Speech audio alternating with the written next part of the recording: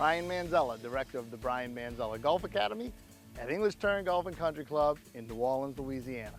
Zach Johnson won the 2012 Wells Fargo Invitational at Colonial, and he did so by outlasting the tour's hottest player, Jason Duffy. Besides being a stellar putter, Zach Johnson is one of the tour's most consistent ball strikers.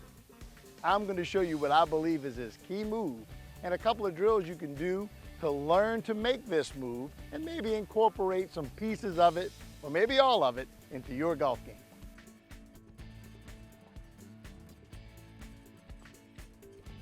I call Zach Johnson's key move a throw and a catch. So let's learn the throw portion of it first.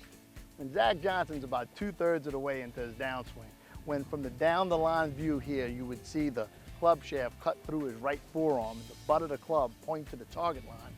This is a tenet that he and his teacher, Mike Bender, work on all the time. Zach is in an extremely powerful position, ready to unleash the strength in his right arm and triceps and shoulder complex.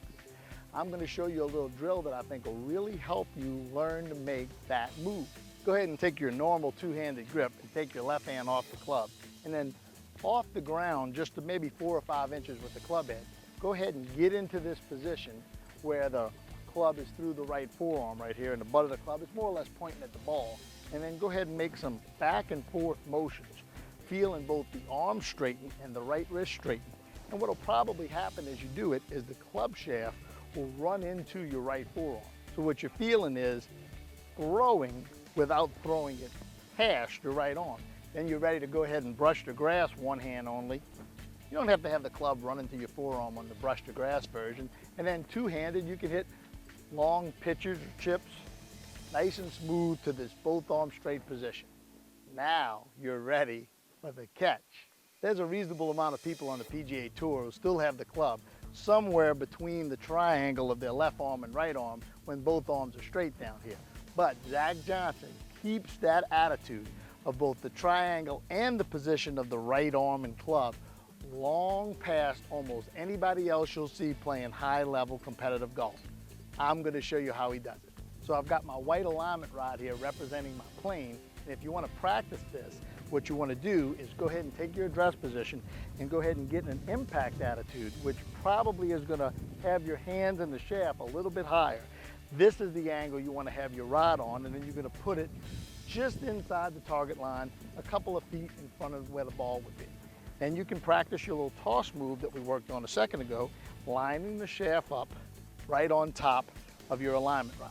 So even though there are a lot of people in this position at this part of the golf swing, Zach Johnson is able to maintain his triangle and his left elbow being higher than his right elbow a long time further because he keeps his left shoulder moving, which keeps his arms long, and even though he turns the face somewhat to the plane, keeps the relationship of his right arm and the club shaft.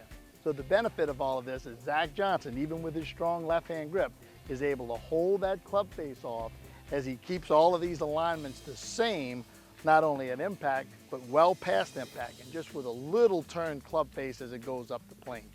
So work on your toss move, right up the right arm, and remember, after you toss it, catch it by turning your chest and keeping this triangle intact for as long as you can. I think you'll be very happy with the consistency it affords you, and maybe you can hold off the hottest player back at your club.